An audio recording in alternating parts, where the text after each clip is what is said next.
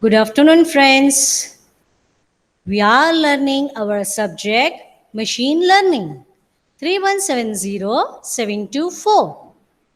And in that, we are learning Module 2, that is Preparing to Model. So, in the last lecture, what we have studied, that was central tendency, isn't it? Central tendency we have studied in last lecture. Let us recall that.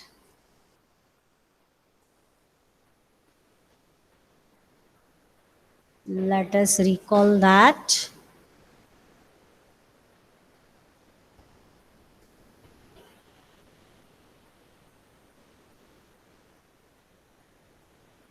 Mean, mode, median, isn't it? That's what we have studied. Yes, here it is. So let us recall that mode is the most frequent value in the data. That is, you can say if phi is available 5 times and other values are available for less than 5 times, then you can say that phi is the mode of the data, right? Median is the middle number in the ordered data set. So if odd numbers are there, we can say middle value is the median, or otherwise, if it is even number of data, then we have to take the average of two middle values. That is median. Mean is the sum of all values divided by total number of values, right? So let us proceed further. Now, central tendency we are talking of, right? So now what do we say is level of measurement.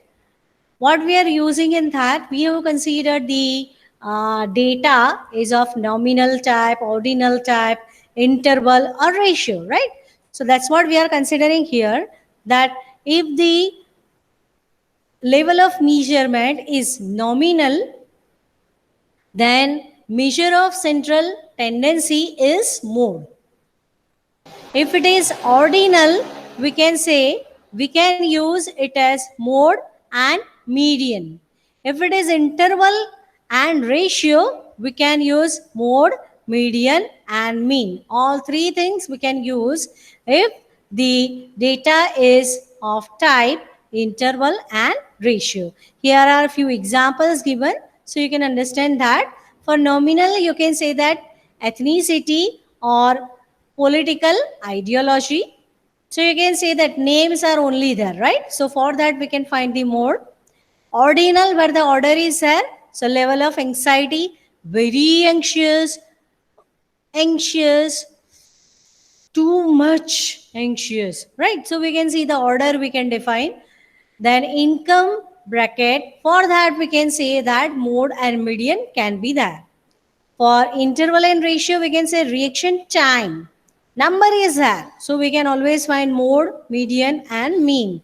Test score, that is also number. Temperature, that is also number. So we can always find mode, median, and mean for them. Right? Now, understanding the data spread. So how can we understand that data spread? Let us look at granular view of the data spread in the form of dispersion of data, and second is position of the different data values. For measuring the data dispersion or how much data values are spread out, variance is used typically. And with that, people are using the standard deviation also, isn't it? That is known to us. So how we can find the variance? This is using this particular formula, right? And where n is the number of observations. What do we say is sigma xi whole square upon n minus sigma xi upon n whole square, right? It is given in the book that we are using for our subject, right? So whenever you want to see, you can see in the book, right? If you do Google search, you will be able to see the other formula, that is the after you can say enhancing that formula, you will be able to get this, right? So do not get confused for that. For standard deviation, what we used to say is sigma xi minus mu whole square upon n. Or otherwise, we can definitely say that it is what? That is variance and standard deviation is having the relation. You must know that, isn't it? We'll see that. Let us take one example. Understanding the data spread, okay? So we want to know that how the data is spread. Let us take the simple example so we can have the idea. In the book, the standard data set, that is auto MPG, is used to explain the variance, as well as we can say this example is from book, but variance or standard deviation, or say how the plot of spread is there, plot, that is a graph of that particular data set is there, that is what is being given in the book, right? So here we cannot directly use that data set, because here how much calculation you will do, isn't it? For that we'll see the program, so that will make our life simple, isn't it? So let's see. We want to know the data spread, and as we have just talked of, for that we are using the variance typically, okay? So let us see the example. For attribute 1, the values are given. They are 44, 46, 48, 45, 47. For attribute 2, values are 34, 46, 59, 39, 52. Now what we want to do is, we want to find the variance for attribute 1, mean of attribute 1, and see what is the relation, and same thing we'll be doing for attribute 2. Okay, so let us find the calculation of mean and variance for attribute 1. Okay, so for mean of the attribute 1, we can say it is sigma xi upon n, right? So 44 plus 46 plus 48 plus 45 plus 47 divided by 5, because total number of attribute values available, they are is equal to 5. So divide by 5, and that comes out to be 46. So mean of attribute 1 is 46. Keep that thing in your mind. Now, and if you want to remember, I can make one more thing for you, is I can draw a shape here, right? Where it is, we can have the shape. Yeah, here it is, okay? We can have the shape here, and you can remember that. This one is there. We have to remove the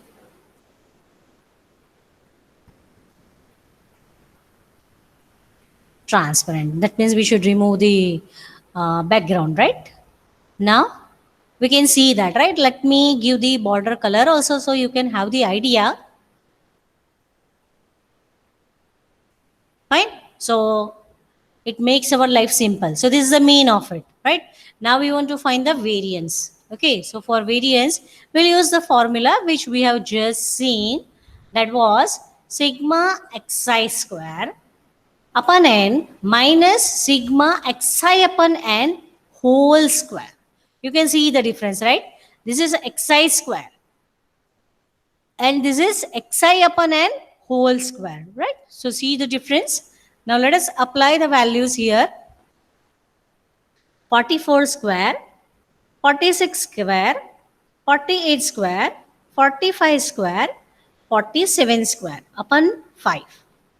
44 plus 46 plus 48 plus 45 plus 47 divide by 5 whole square, right?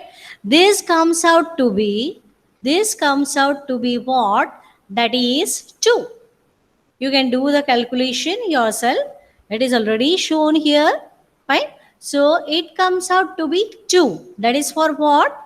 That is for variance of attribute 1. Okay. Now, let us consider the variance and mean of our attribute 2. Now, for that, let us make that border here also, right? I'm showing you as you can understand it very easily, right? And when you refer to this, at that time also, you can have the idea clearly that this is what we have found and that is what is important for us, isn't it? So, yes. Okay, now we want to find the mean. So, as we know that sigma xi upon n, right? So, 34 plus 46 plus 59 plus 39 plus 52 divided by 5. And that is equal to 46, right? Variance is equal to, we have to find the same way we have done for attribute 1. So sigma xi square upon n minus sigma xi upon n whole square. So we'll be putting the values 34 square plus 46 square plus 59 square plus 39 square plus 52 square upon 5. And here minus 34 plus 46 plus 59 plus 39 plus 52 divide by 5 whole square, right? And this comes out to be 79.6. Okay, now see the mean. Mean is 46 and variance is 79.6 for attribute 2. What about the attribute 1?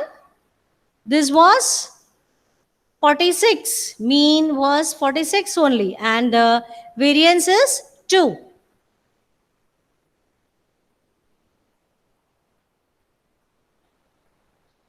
You can see the difference, okay?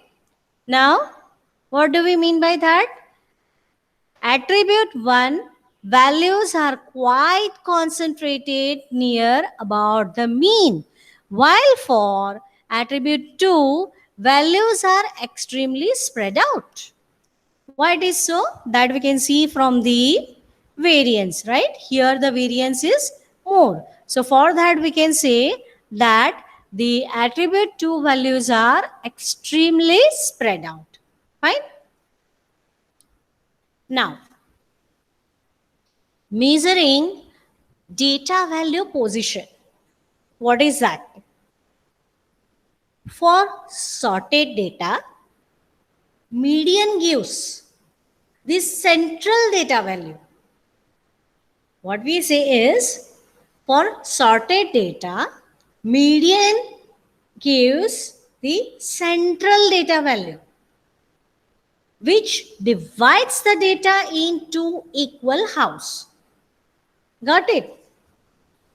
Similarly, if first half 2 is divided in 2 halves, it is called an quartile. It is called as an quartile. So each half is consists of 1/4 of the data set, right? So here we can say this is our data. Whatever data we want to consider, whole data set, it is this one, right? Now if we divide it in 2 parts, you can say we'll be having this point and that is the median. Yes, it is the median that is called as Q2 and Q2 is second quartile. It is said as second quartile. What about this part? This is the half part of the whole data. If we divide that also in 2 parts, then we'll be having 1 quarter, this is second quarter. Fine. So for that, this point is the Q1, that is the first quartile. After 1/4 part is said as the first quartile. After again one more quarter, it is Q2, that is the median. What about this one? One more quarter part, that will give us the Q3, that is the third quartile, right? And what about this point? This one where it is starting, it is said as the minimum value. And what about this one? It is said as the maximum value. Got the point? Whole the data is sorted. Okay, whole data is sorted. Now in that, when we take the middle value is median, right? Central data value is median. With that, we divide the data in two parts. Now for that also, again say we are taking two parts. And here also we are taking two parts. We can say that we will be having the quarters available. That is 25%, 25%, 25%, 25%, right? And for the first one, it is Q1. Second one, it is Q2. Q2 is median. Q3 is third quartile. So what about this one? End point and starting point. Starting point is the minimum value for the data, and this last one is maximum value for the data, right? So we say that any data is divided in 5 values: minimum, first quartile, second quartile, median, third quartile, and maximum. Fine? The interquartile range, one more time is that is interquartile range is from Q1 to Q3. It is from Q1 to Q3. You can see in the figure. And so if we want to find that, we will be doing Q3 minus Q1. Okay? Let us take the example so we can understand how to calculate it. Right? It's very simple, but if you calculate the example, you will be clear with that. Okay? So for the data 5, 7, 4, 4, 6, 2, 8. As we know that to find the quartiles, we must be having these sorted data, right? So we should sort the data, and that is, we can say 2, 4, 4, 5, 6, 7, 8. Okay. Now, what is minimum? See, we want to have 5 values. So for 5 values, what we can say is, first is minimum, then Q1 is first quartile, Q2 is second quartile, which is the median of whole data set. Then after Q3, and then after we can say maximum value, right? For Q1, we can say Q1 is the median of first half.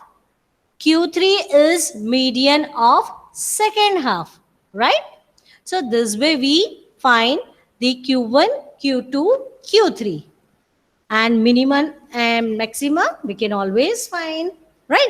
So this 5 values we want to get. And how to get it?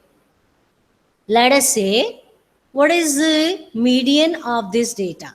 Sorted data is 2, 4, 4, 5, 6, 7, 8. See in the figure so you can have the idea. Now this is 1, 2, 3, 4, 5, 6, 7. So total number of data available is 7. So where is the median? It is at the middle, right? Median is available at the middle. So 5 is the middle value and that is the median. And so that is Q2, right? That is Q2. So we can say Q2 is equal to median and that is equal to 5. Now, we have to consider the first half, take the median of them, and we can say that will be the Q1. So in the first part, we can say 2, 4, 4. 3 values are there because at 5 we are having the middle quartile, right? It is the median. So we do not consider that. We only consider 2, 4, 4 for the next calculation. So for that part, what should be the median? 1, 2, 3. 3, that means odd number of data is there. So whatever is the middle value, that will be the median, right? So we can say that at this point we will be having the Q1. So Q1 is 4, right? Q1 is 4. Same way, right hand side of the median, in that part also we should find the median. So for that the data is 6, 7, 8. Now to find the quartile 3, what do we need is we want to find the median of this. As this is 1, 2, 3, that is odd number of data, we know that the middle value of it is considered as the median, and that is Q3, right? So it will be 7. So Q3 is equal to 7. And what is the maximum value? That is 8. Got the point? Whole data is there. Just a summary. Sort it. Then find the median. Median is our Q2. For the first half part, we have to find the median, that is Q1. For the second half part, find the median, that is Q3. And two more values what we require, they are mean and max, right? So we can say this 5 data values we are using, right? Any data is divided in 5 values. They are minimum, first quartile, second quartile, third quartile, and maximum. Fine. So now, what is the interquartile range for this data? Interquartile range is from Q1 to Q3. So Q3 minus Q1 is equal to 7 minus 4, and that is equal to 3. Fine. Let us take one more example. Why one more example? Ma'am, we understood. I want to say you, it is because here the Q2, that is the median, is not available from the data. Here in previous example, what was the case? That Q2, median, middle quartile, that is available at the value which is part of our data, and then we have considered the remaining one for the half parts. So what now? Let's see. The data is there 1, 3, 3, 4, 5, 6, 6, 7, 8, 8. It is already sorted data, right? So what is minimum and maximum? Minimum is 1 and maximum is equal to 8. Now for finding the Q2, we need to have median. Median is equal to what? Let me first find, okay? 1, 2, 3, 4, 5, 6, 7, 8, 9, 10. Okay, so total number of data is even. So what to do is, whatever are the middle two values, for them we have to take the average. So what are the middle values? You can say here 1, 2, 3, 4. Let us leave from left hand side. Let us leave that from right hand side. 1, 2, 3, 4. So two middle values are 5 and 6. So to find the median, we have to take the average of 5 and 6. So that Q2 is median, and that is equal to 5 plus 6 divided by 2, and that is 5.5. Okay, so now our Q2, our median is available in between. Now if we want to find the median of half data at the left hand side and half data at the right hand side, we have to consider all the data. 1, 3, 3, 4, 5. We have to consider for Q1 and 6, 6, 7, 8, 8 we have to consider for Q3. Why it is so? It is because our median is in between the data. It is not among the data, right? So what we have to do is we need to find it, right? So this is Q2. Now for this first half, let us consider 1, 2, 3, 4, 5. So 5 data values are there, which is odd. And so whatever is the middle value, that is the Q1, that is the median. So this third one, right? That will be the Q1 or median of this first half, right? Same way for the right half, we can say 6, 6, 7, 8, 8. That also is equal to 5. Now, when it is 5, what should be the median? That is whatever is the middle value at third position, right? So, we can say 7 is the Q3 or it is the median of our right quartile. It is median of our right quartile? No, it is the median of our right half. Okay, fine. So, we could find Q1, Q2 and Q3 this way. Fine. And what about mean and max? That we have already found. That is mean is 1 and max is 8. So how to find the interquartile range? That is from the Q1 to Q3. So Q3 minus Q1 is equal to 7 minus 3 and that is equal to 4. Fine. So this is quartiles. Okay, this is quartiles. Q1, Q2, Q3 and min and max. For any data we can have these things. Now, plotting and exploring numerical data. For that, typically we are using box plot and histogram. See, many more graphs are there, but to describe the data, we need to have these 5 values. That is mean, max, Q1, Q2, Q3. Same way, if you want to see the distribution of the data, we should need the histogram, isn't it? So typically these 2 plots we want to use for numerical data. Okay, so what is there for box plot? Box plot is something like this. So what is there for it? This is, we can say, upper extreme, that is maximum value, right? Lower extreme, that is the minimum value. Then after, lower quartile, that is Q1. Median is Q2. Upper quartile is Q3.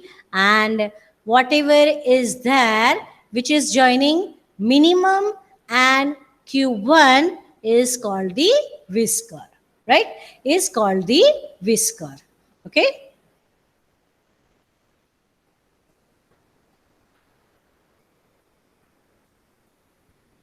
So box and whisker using the 5 values can be plotted as in figure, right?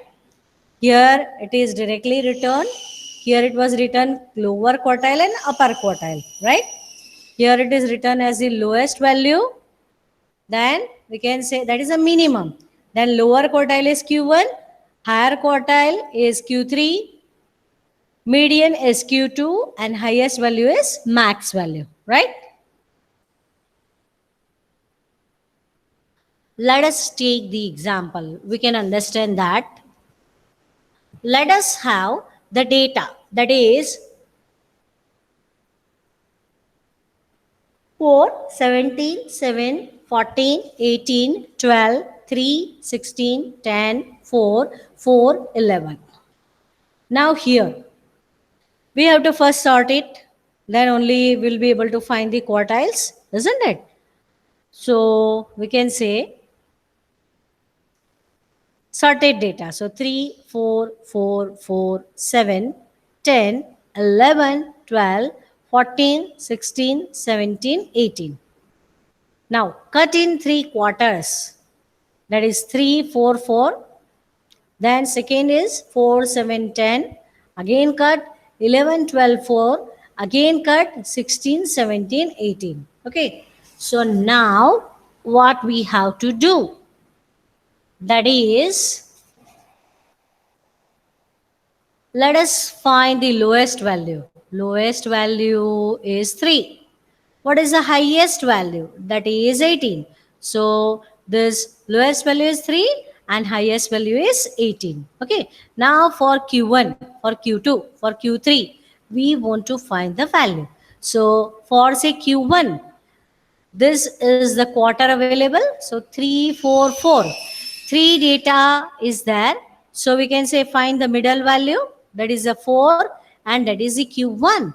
For the second one, what is there? Is it this one? No. No. Then what? Let's see that. From this quarters, you may not be able to understand it. That is why I want to show you that this is the whole data, right? This is the whole data, sorted data. Let us find the Q2. See, you may think that Q1, then Q2, then Q3 should be written. It is not like that. The way we work is, first of all, we find the median of whole data. Then after we find the median of half data, left hand side. Then after we find the median of right hand side data, and that way we decide the Q2, Q1 and Q3, right? So that only we will follow. Otherwise, if you try to do this way, you may get confused. Okay, so let me show you that. Find the median of this data. How to find the median? The whole data. 1, 2, 3, 4, 5, 6, 7, 8, 9, 10, 11, 12. Total 12 data values are given, and that is even number. So, two middle values we have to take average to find the median. Okay. So, how much was that? 3, 4, 5, 6, 7, 8, 9, 10, 11, 12, right? 12 data is there. Fine. So let us consider 5. 1, 2, 3, 4, 5.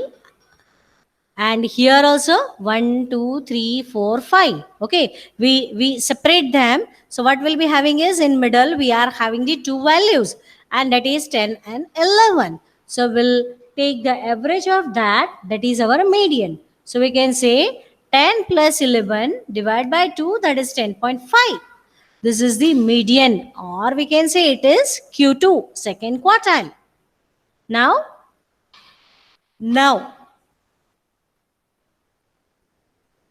10.5 is our median. So remaining at the left hand side is our left data, from which we need to find the Q1. Okay. And one thing is, our median, that is Q2, is not among the data.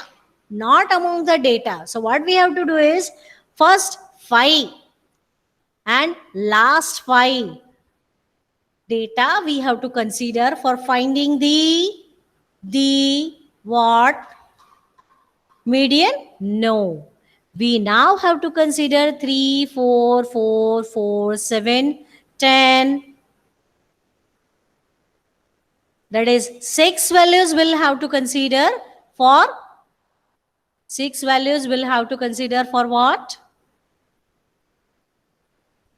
For left hand side half, and same way 6 values we have to consider for the right hand side part, right? So now if it is so, 6 number of values, that means we have to take the average of two middle values, and for this say 1, 2, 3, 4, 5, 6. For that we can say the middle value is 4, 4, and so we have to take the average of it, that is 4 plus 4 divided by 2, that is equal to 4. So that is Q1. Now for the right hand side part, Q3, what we can say is 6 values are there. 1, 2, 3, 4, 5, 6. From 11 it is there, right? 6. So we have to take the average of two middle values. Okay. So what we'll be doing is, we'll be taking the two values. They are 14 plus 16 divided by 2. And that comes out to be 15. Hope it is clear.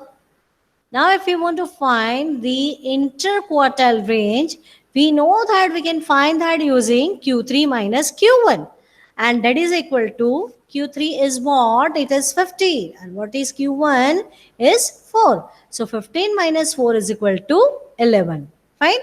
So that is the box plot. If you have this 5 values available, you can directly draw this box plot, right? You can say this is the 10.5. So there we are having the middle value, right? Then what is here? What is here? That is, you can say that first quartile, this is Q1. This is third quartile, that is Q3. Fine. This is the minimum value, that is 3. And maximum value is 18. Right. So this way we can draw the box plot. Many a times it is being given that for this particular data, draw the box plot. So for drawing the box plot, you need to have Q1, Q2, Q3, minimum and maximum. Then only you can draw it. Right. Now, cumulative frequency. What is that? Is calculated by adding each frequency from a frequency distribution table to the sum of its predecessors. The last value will always be equal to the total number of all observations, since all frequency will already have been added and the previous total. So let us see the example of our auto MPG data set through Python program for box plot and cumulative frequency, right? Let me show you that. Here I am having Jupyter notebook, and in that we'll be having the data set, that is the CSV file is also available here. For experimenting with this data and Python program, I have already put it on the material folder for you on the Google Drive in the student material folder. Okay, so let us see how to write the program. See, you already know the Python. Okay, we have to use it here. So how to use it? Let us see. We will be using the libraries. They are Pandas, Seaborn, and Matplotlib. Matplotlib is typically useful for drawing the plots like graphs. Okay. Seaborn is also useful to have the graphs available, right? So typical graphs are drawn using the Seaborn. Okay. Many others also you can draw, but for typical graphs, people are using the Seaborn. Okay, what that we will see in the example. Import pandas as PD. That is to read the data set. Data set is typically there in the CSV file. Okay, it is typically there in the CSV file. Now for that data, what we are having is having some description. So what is that? It is having 9 values. If we are having say auto MPG names, let me explain you that, right? So you can apply that for any data set. Now from this file, that is auto mpg.names, typically it is having the description on UCI repository.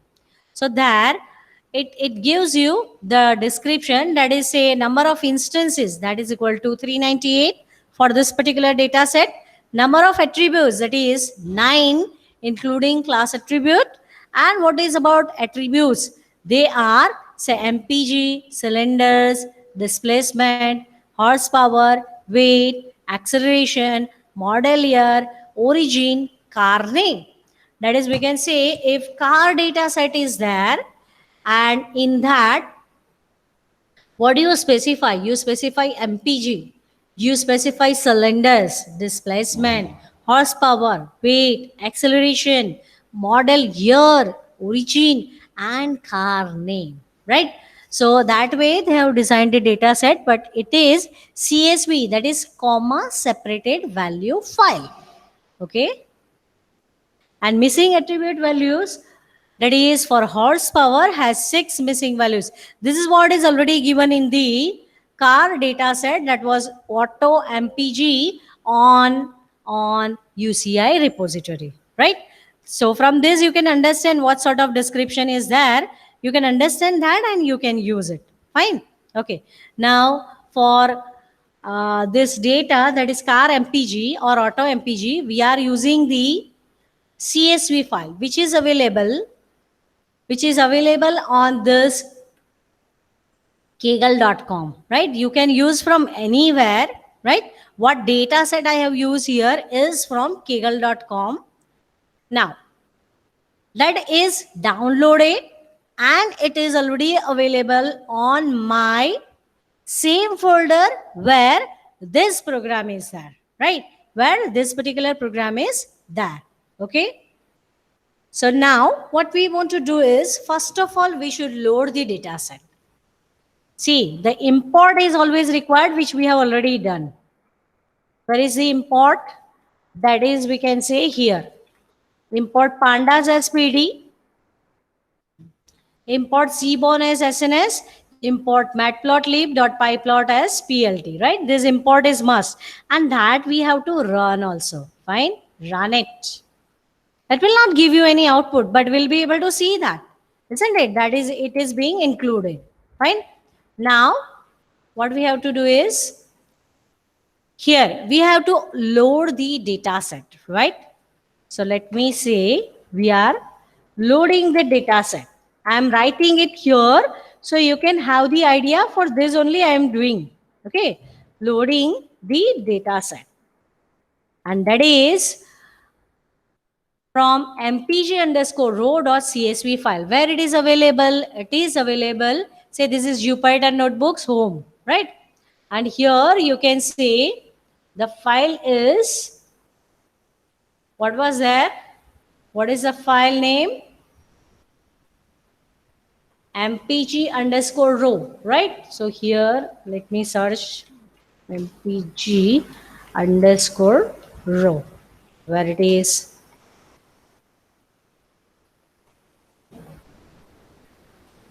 Should I reload it?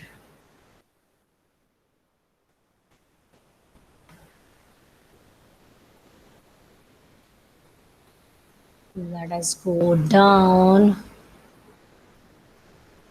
Yeah, here it is, mpg underscore row.csv, right? We can click on that and we'll be able to see what is available in this particular file. It is comma separated value with the column names specified in the data. Many a times it happens that the column names, that is for this one it is mpg, for second one it is cylinders, for third one it is displacement, that may not be provided in the data set. They may have given all the data in the file, but not the title. So title you can get it from the description of the CSV file, whatever is there in the data set folder. Okay, so that you need to see. Now this is the file, right? This is the file available to us. Let me show you how many rows are there. 399 rows of data we are having for this CSV file. Okay, fine. Let me close this. Now, we want to read this comma separated value file. So URL is equal to mpg underscore row.csv. It is locally available on my folder. Okay, fine. So df, that is data frame, it will return. That is equal to pd. pd is pandas, we have written. Pandas as pd we have imported, right? So pd dot read csv. Read csv, we are reading this CSV file, and the URL or path, whatever you have given, is here. Right? Now we'll print df.columns.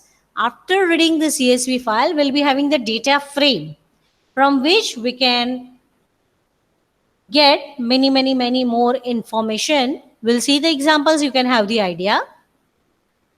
df is equal to pt dot read underscore csv URL. Now print df dot columns. That means whatever are the columns available in the data set, that it will print. And then after we are printing df, that is the whole data frame, what it is. Let us check it out. Run this particular cell. It gives us what? Index. Columns we can say. MPG, cylinders, displacement, horsepower, weight, acceleration, model year, origin, name, right? And D type, that is the type is object, fine. And for printing DF, it is giving us this output, right? MPG, cylinders, displacement, this column names are there, and the data values are being printed here, right? Here it does not show whole, but it will say dot dot dot, and you can see few more values, right? This is what we can see here. Okay, so that is our df. Okay, that is our df, fine. The above few rows, then middle few rows, and then after we can say the last few rows it displays. If you want to see the first 10 rows, we can have df dot head. So we'll be able to have head and first 10 rows, fine. First 5 rows. Okay, if we want to get first 10 rows, we have to write here 10. Okay, then we'll be able to see the first 10 rows. Okay, you can see that 0 to 9, fine. So if we are not specifying this 10, then we can say we'll be having the first 5 rows. Okay, if you want to get the last 5 rows, we can have it as tail. That is df dot tail. So we'll be able to have the last 5 rows. We can see that 393, 394, 95, 96, 97, right? So we'll be able to see the last 5 rows of the data. For columns, we can always print it as df dot columns. See, if you want to just see the output from this cell, you can write it as whatever is the variable name or whatever is the function, you can get the output. But if you use in the program, typically we used to use it as print and this, right? Okay. So as you want to use, now we want to have y quartile. Are we going to get it here? Let's see if we are getting it. df.describe gives us what? It gives us minimum. Maximum? Yes. 25%? Yes. 50%? Yes. 75%? Yes. So this 25% means Q1, 50% means Q2, 75% means Q3, mean and max. So 5 data values we can print for any data. That's what we can get here. Apart from that, this df.describe gives us what? That is standard deviation, mean and count, right? df.index. What is the index value or what is the index for our data? That is what is given here. That is range from 0 to 398. Right? df.size, rows into columns, right? Now, we want to have the box plot, right? As we have seen that box plot is useful to show your data with these 5 values, right? So let us have the box plot and how to draw that. So SNS, what is SNS? We have imported Seaborn as SNS, right? So SNS dot set underscore style is white grid. So here, whatever grid is that will be able to see is white. Okay. Then SNS dot box plot. And for that, we are specifying y is equal to cylinders from our data, right? We are having the data where we are having the cylinders, displacement, horsepower, weight, acceleration, right? So that's what we are specifying. Y is equal to cylinders. If you want to specify the X, for a particular column, you can specify here x is equal to something, comma, y is equal to something, and data. Which data we have to consider? That is equal to df. So SNS dot box plot, we have to specify x value. If not, ignore that, provide the y value and data, that is df, data frame, right? So if I run this, I am having the box plot available, right? I am having the box plot available here for cylinders. Now let us say for displacement, if we are having, now here what we are doing is we are having the orientation as horizontal. Here the orientation is vertical. Fine. So for that what we can say is this is horizontal orientation. Now what should be the case? This is the minimum. This is the maximum. Then this is Q1, this is Q2, this is Q3. Fine. Now distribution plot or histogram. So what is that? Histogram also helps in effective visualization of numeric attributes. Fine. I believe we should stop now, right?